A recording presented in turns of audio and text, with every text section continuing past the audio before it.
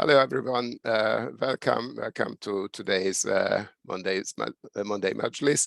Thank you very much for coming. And I started the recording. What I would like to say some words about Rahim. He was my PhD student, and I am full of admiration for him. Because his PhD was not at all as a PhD normally happens. So it was a very unusual and very sad experience, but also the way he dealt with was truly admirable. So his supervisor was our common friend Lenny Lewison, and Lenny asked me to be his second supervisor. Basically, he said, "Well, yeah, it's a brilliant student. I need a second supervisor. Would you be?" And that we remained at that. And then you probably all know what happened. That years later, Lenny tragically passed away. And well, this was an awful experiment. Well, awful for all of us. And then I became the first supervisor of Rahim, and Sajjad stepped in as second. And what we found out that Lenny had an idea how to make our PhD pass by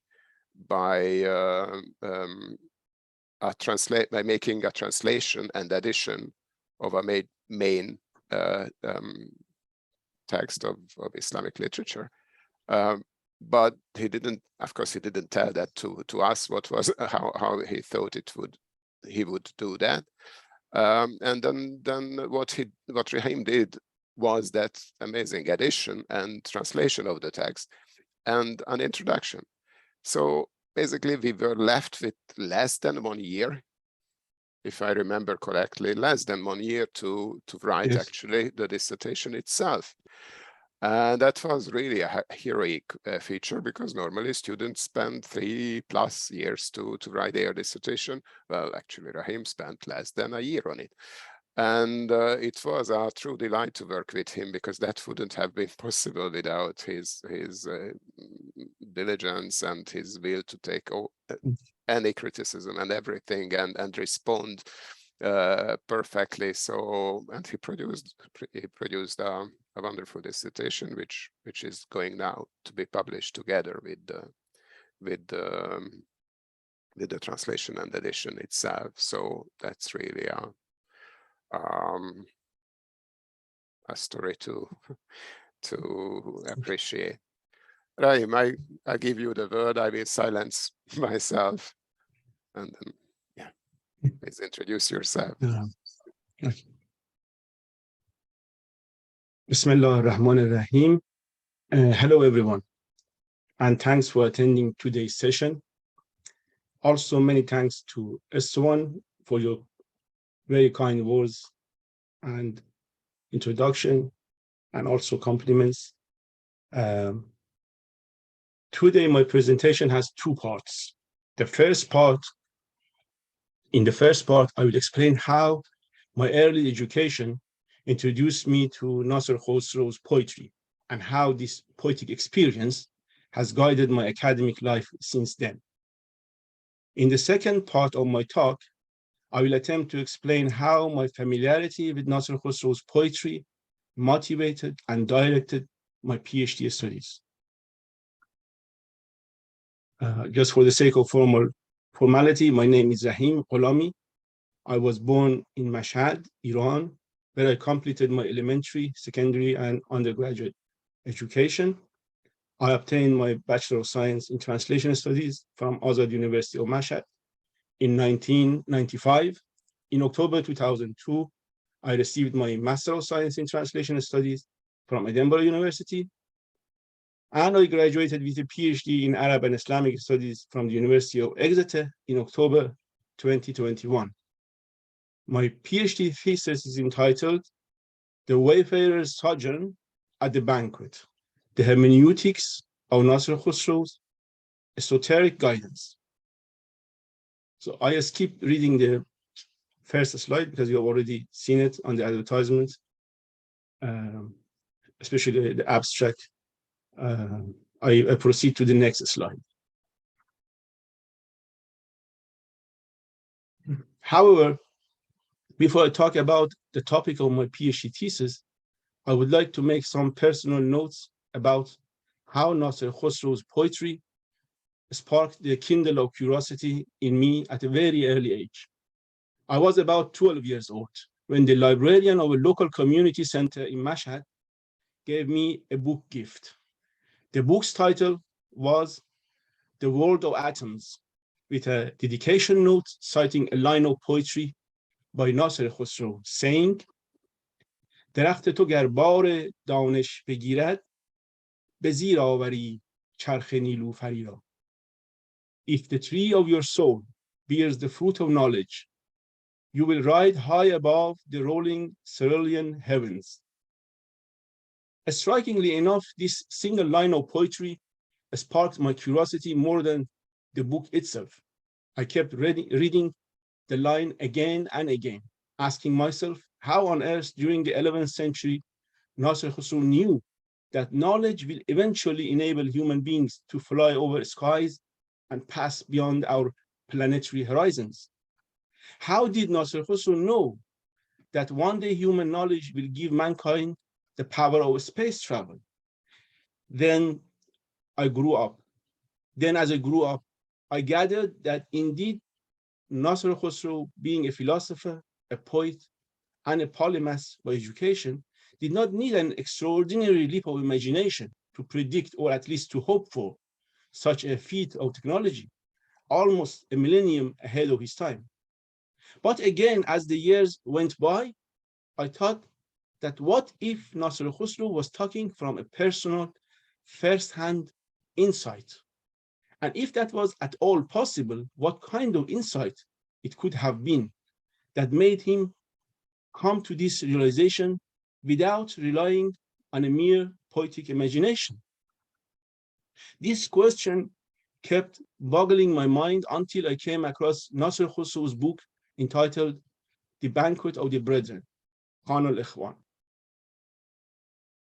where in the opening paragraphs of the book, he refers to space, time, and nature as the three prisons of creation, and further states, praise be to those who recognize themselves, acknowledging their state of servitude to God, while they are in the third prison of creation. Praise be to those who seek freedom from this dark prison and endure to traverse this toweringly high and straight passage by obeying the wise who know the path. It was at this moment that suddenly a new idea began to dawn on me. I realized that the verb at the beginning of the second hemistich, that is, to ride high above, has an additional or a double meaning, as in the sense of defeating an adversary in a battlefield to cross the front line.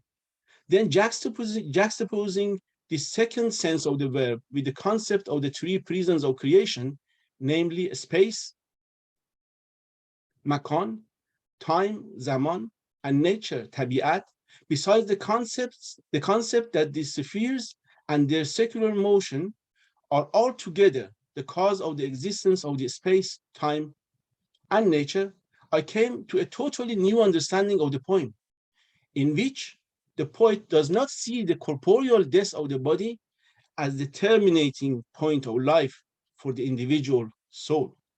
In fact, the idea of riding high above the rolling cerulean heavens is a metaphor for defeating death at this transitory arena of space, time, and nature.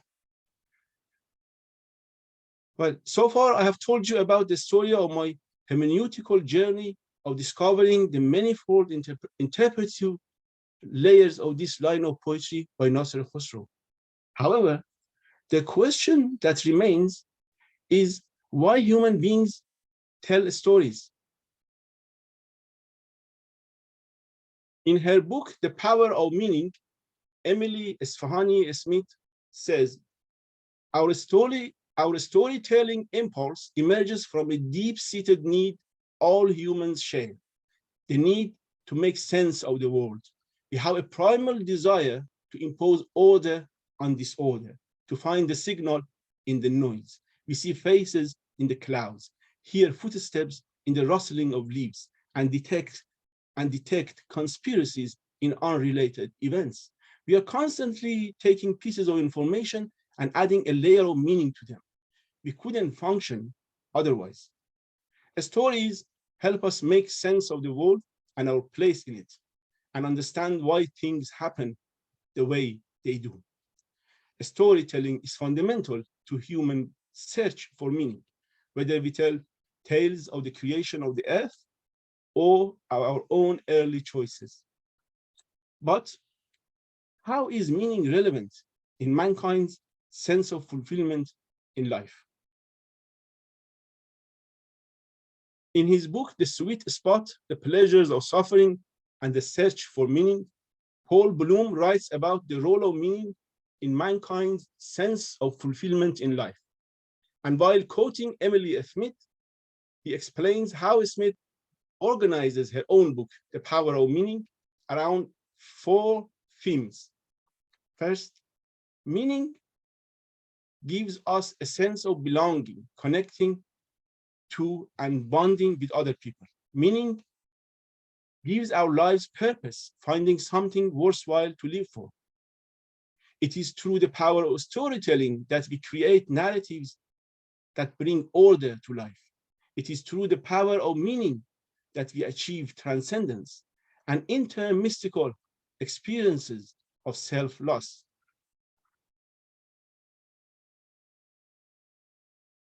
Likewise, Nāṣir-e Khusraw's Book of Travels, or Safarnama, is a clear testimony to the author's personal transformation. It is the story of a journey in quest of meaning.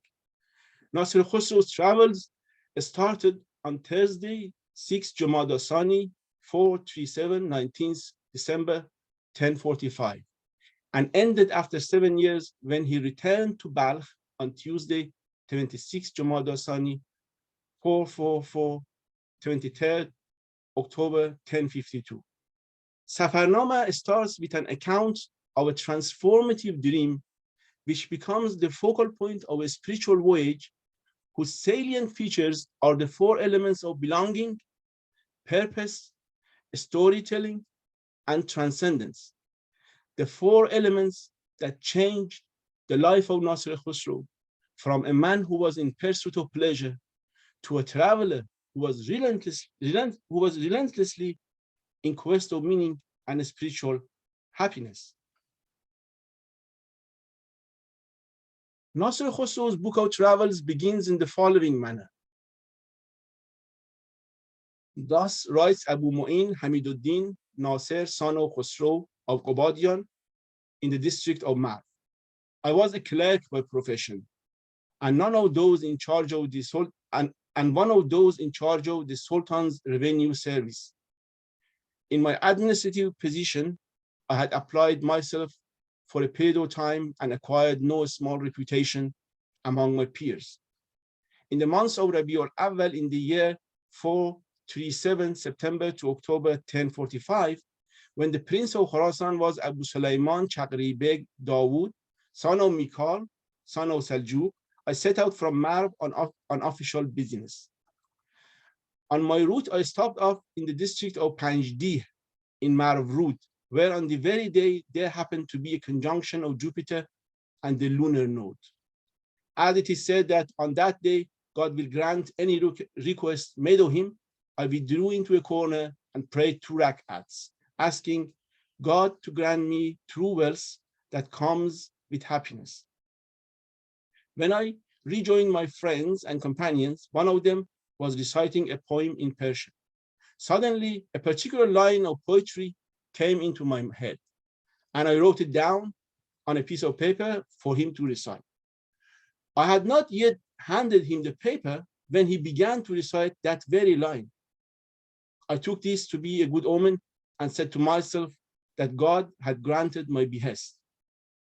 From there, I went to Sojourn, where I stayed nearly a month and was constantly drunk on wine. The Prophet says, tell the truth, even if on your own selves.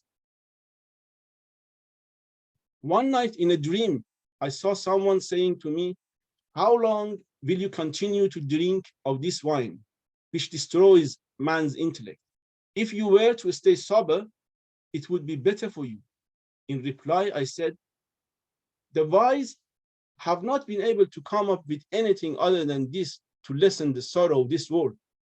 To be without one's senses is no repose, he answered me. He cannot be called wise who leads men to senselessness. Rather, one should seek out that which increases reason and wisdom. Where can I find such a thing? I asked. Seek and you shall find, he said. And then he pointed towards the Qibla and said nothing more. When I awoke, I remembered everything, which had truly made a great impression on me. You have waked from last night's sleep. 40 years. And I reflected that until I change all my ways, I would never find happiness. On Thursday, the 6th of Jamada Sani of the year 437, 19th December 1045, I cleansed myself from head to foot, went to the mosque and prayed to God for help, both in accomplishing what I had to do and in abstaining from what he had forbidden.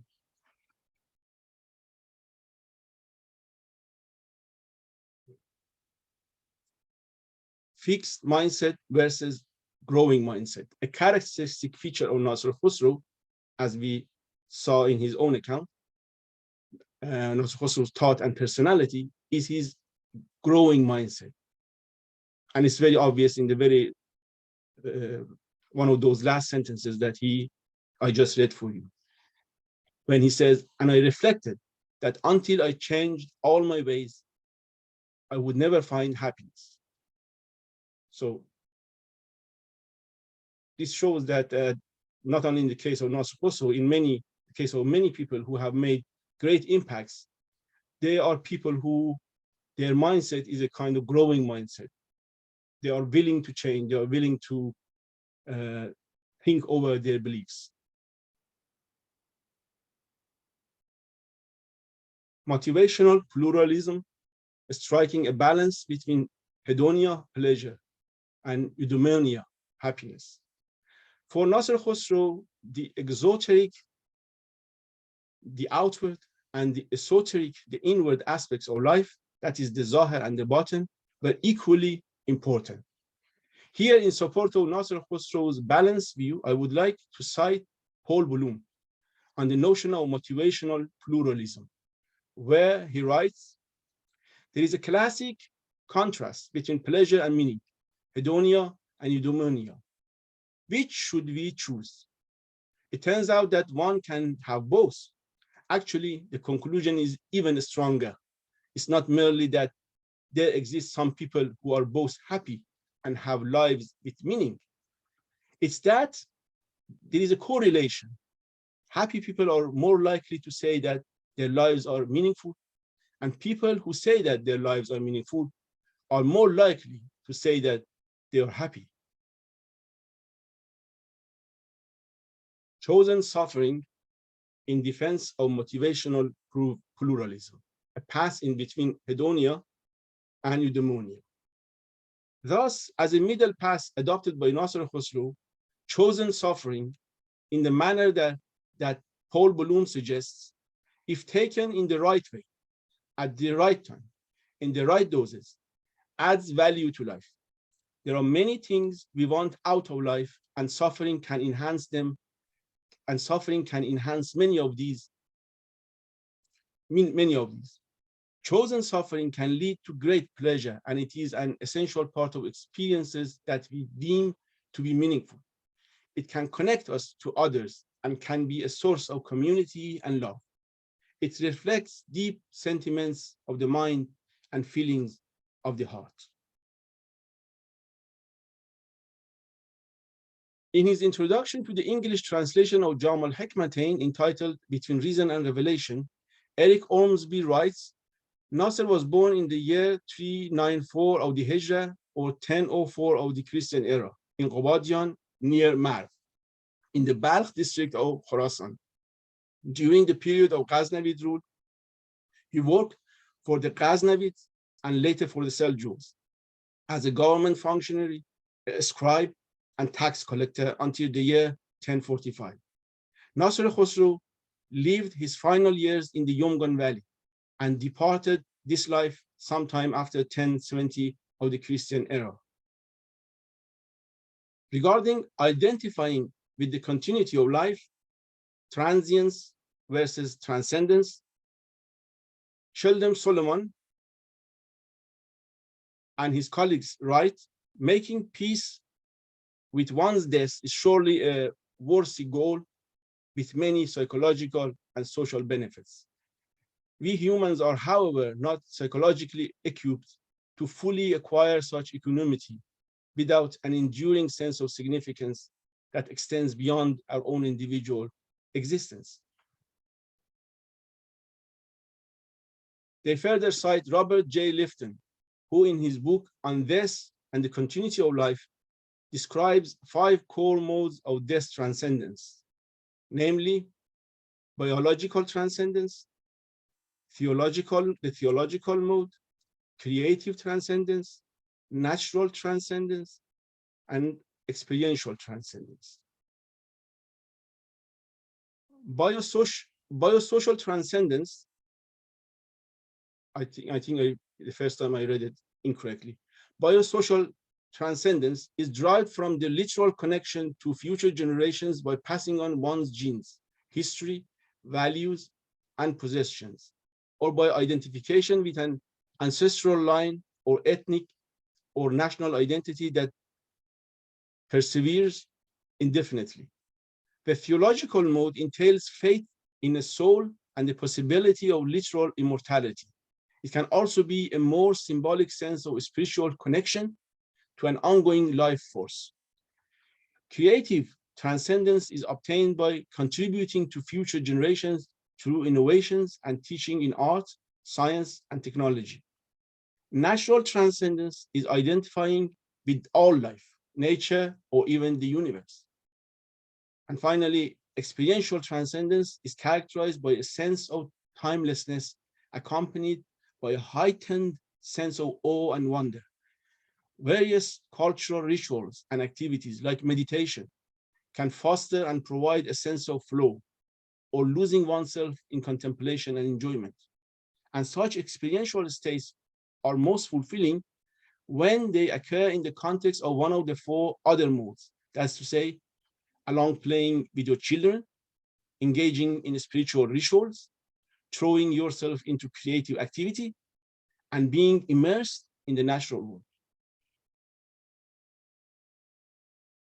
So the first part is finished. I'll stop here now. Thank you. Next one. If you wish me, I can continue the second part, or yes, please do, Rahim. Thank you very much. It was very interesting, and thank you. and I don't know whether you are going to include this into your book, these things, or it will be for future papers. But yeah, the book is already has gone for typesetting. This is actually an innovation. These ideas were implicit, especially the ones that referring to modern scholarship and sociology and psychology of recent publications in the past few years. But that's not actually a surprise, because many things are universal, and it's just the format of these ideas changing. Many of our scientists or thinkers in centuries ago, they have had similar ideas, but in different formats. now modern science rediscovers them through different methodology and mainly field research, which is now very actually used for standardizing results, scientific results. So, but it's not something I think new, but it's just I'm not dismissing modern scholarship. There are obviously they have many things to offer, but some ideas, if you go back in history, you see that some scholars have hinted at them at some point in their own the language of their own time. Yeah, and it's well, including them testifies your own growing mindset, and also Yes. it is also very helpful for introducing the this classical literature or old literature to people who are not familiar with it, and underline the relevance of it. So yes, it has been fascinating. I don't want to talk. I want to listen to you further. Okay. Shall I continue with the second part? Yes, please. Okay.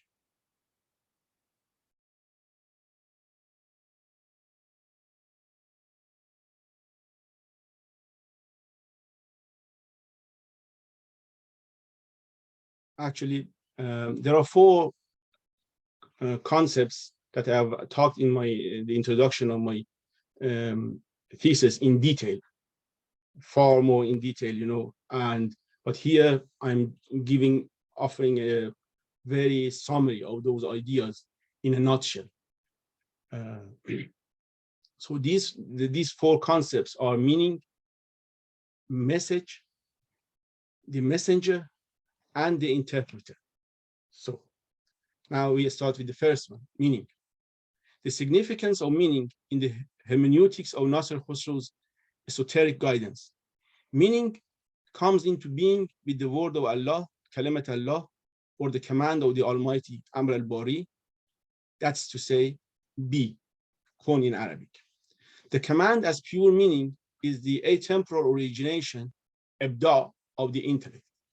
The intellect and its substantial meaning of being originated by the Amr al-Bari does not perish. Having attributed the atemporal origination of the intellect to the command, Nāṣir-e Khusraw cites the following verse: and our command is but one, as the twinkling of an eye. وَمَا أَمْرُنَا إِلَّا وَاحِدَةٌ كَلَمْحٍ بِالْبَصَرِ.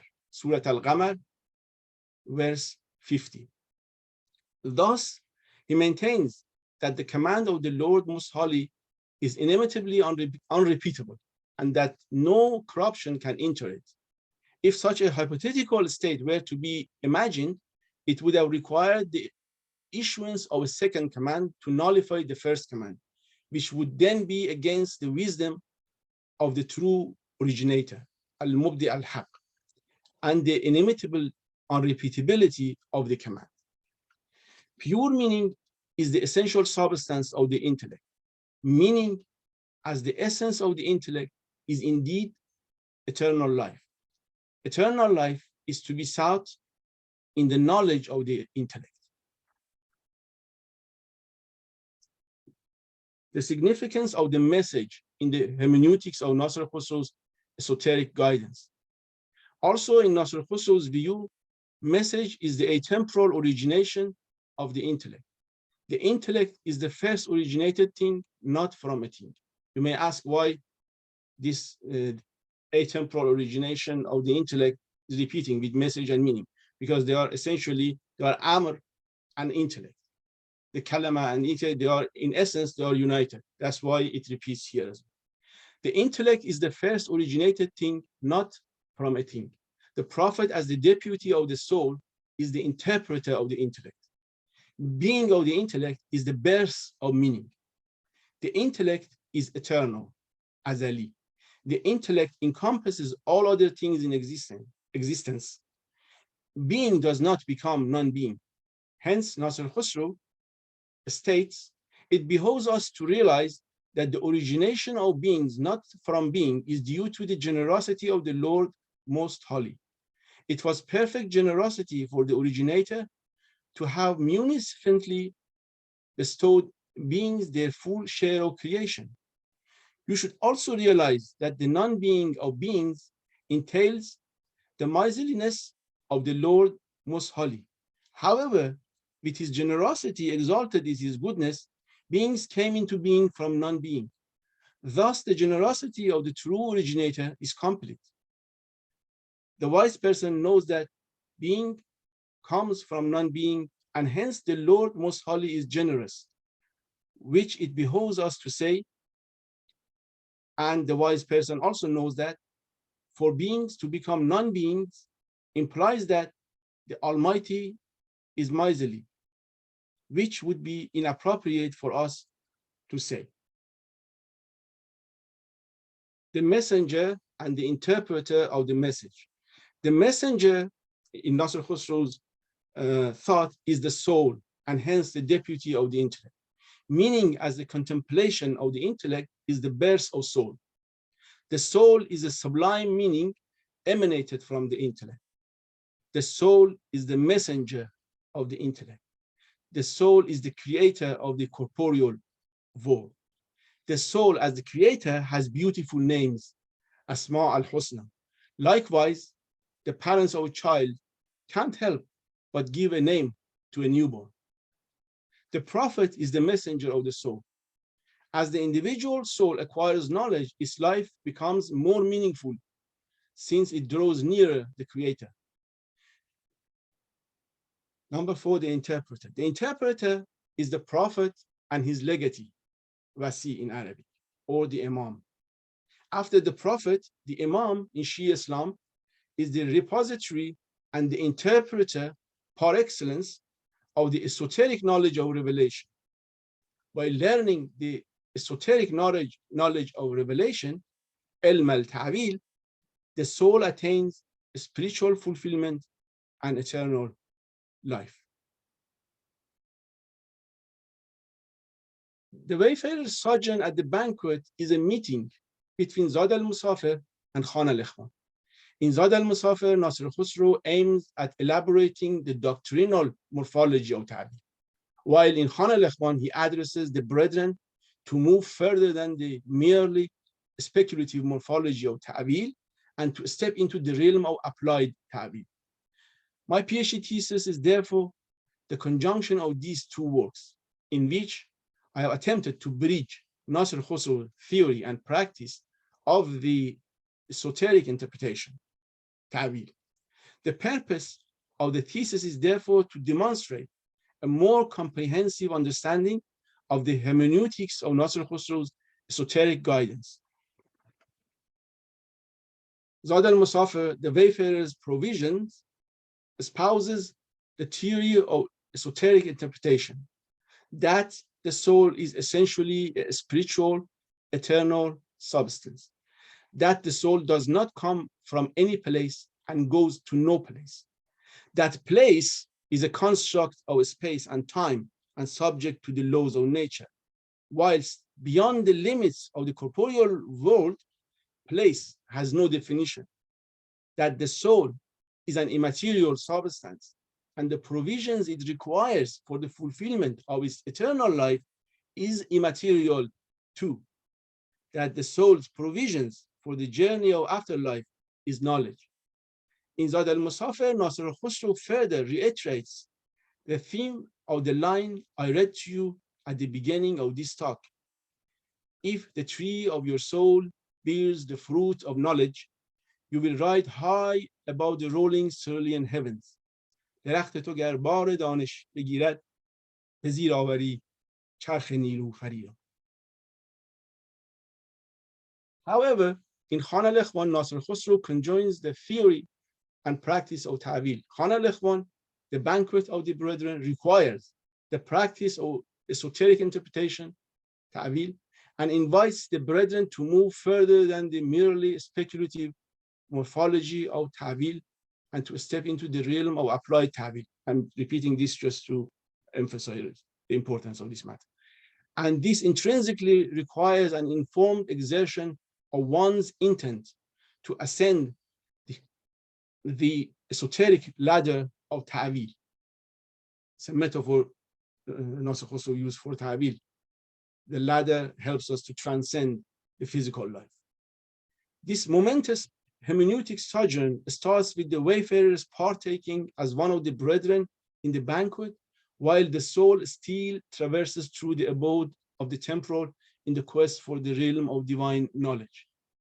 Nāṣir-e Khusraw identifies this vocation of the soul as the second birth, Zāyesh Dawwam, the instant when the soul, with ample appetite for spiritual food and drink, realizes its inner human need. Just an extra note, in Nāṣir-e Khusraw's discourse, the food represents tanzil, and the drink, sharab, represents ta'wil, because the beverages are more subtle than the food. So that's this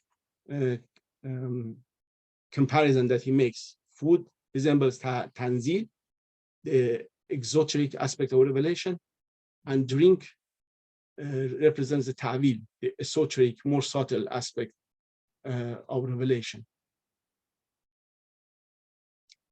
I read this part again. Nāṣir-e Khusraw identifies this vocation of the soul as the second birth, Zāyesh Dawwam, the instant when the soul, with ample appetite for spiritual food and drink, realizes its inner human need.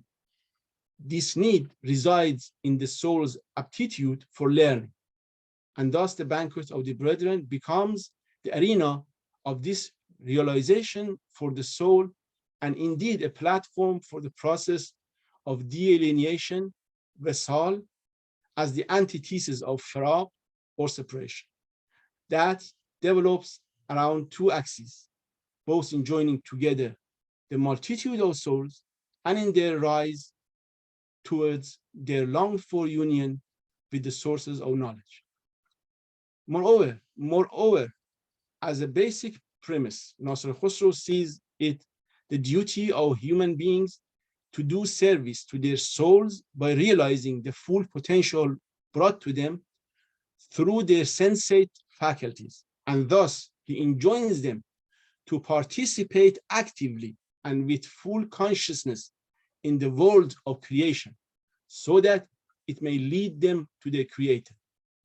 So in other words, it also here is referring to this concept that the current Ismaili Imam, His Highness the al-Ikhwān, expresses by enjoining his followers and actually humanity to give equal importance to deen, faith, and the world, dunya, deen and dunya. The Wayfarer's sojourn at the banquet is in fact a journey from tajassum, revelation, to tarawwuh, transcendence. To put it in a nutshell, if revelation at the level of tanzil is a process of assimilating the intellectual divine realities into corporeal forms, that is tajassum, by demoting the real in order to reveal it within the corporeal world of matter, the ta'wil of revelation reverses the process of tanzil. I hope I read it clearly. This is done by inversely promoting and tracing back the revealed aspect of the real to its divine intellectual status by a process of retrieving and de-alienating the real out of its demoted corporeal forms. This de-alienation of the tanzil as tajassum, as the Ismaili Fatimid Imam Caliph al-Mu'izz lid-Din Allah explains, is what the esoteric interpretation, otherwise known as ta'wil, is capable to achieve through a transcendental process of spiritualization, tarawwuh. On knowledge and the necessity of education. On the necessity of human education, Nāṣir-e Khusraw explains the significance of the soul's instruction and learning in order to nurture higher spiritual modes of awareness and being. Thus, he refers to the following Quranic verse: that we may transfigure you and make you what you know not. And verily you know the first creation. Why then do you not reflect? Surah Al-Waqi'ah, verses 61 to 62.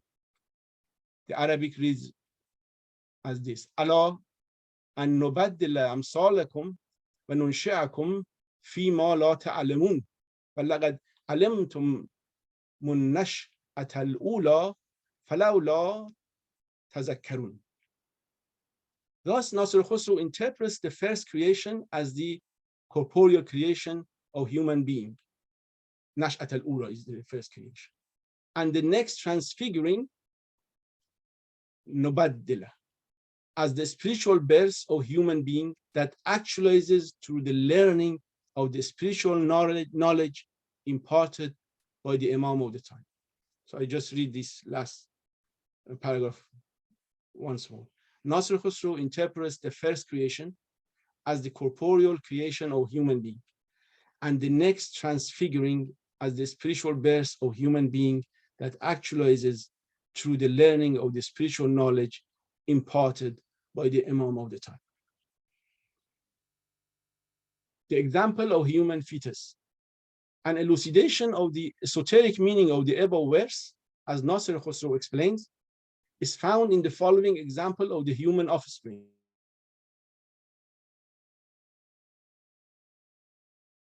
Of human fetus from its inception in the womb of mother until it acquires full sensory faculties after birth. Nāṣir-e Khusraw thus compares the knowledge of an outsider person, like the physician of the pregnant mother, who is aware of the fetus's state and of the future sensory faculties and abilities of human offspring after birth, to the knowledge of the prophets about mankind's real states here and in the hereafter. Nāṣir-e Khusraw explains that the state of human being in this corporeal world is similar to that of the fetus that lives a life of total oblivion in regard to its being in the womb, let alone being able to foresee any future state beyond the womb of the mother. However, just as the physician is aware of the growth and development of the fetus and its future life outside the womb of its mother, the prophets are aware of the real state of mankind in this corporeal world and the next, and the hereafter. With regard to the nature of eternal reward and punishment, Nāṣir-e Khusraw maintains that it is only the knowledge acquired by the soul that stays with the soul eternally, since unlike sensory pleasures, it is the pleasure of knowledge that is spiritual, like the soul itself. Therefore, the pleasures that the soul receives in eternal life must be rational and spiritual.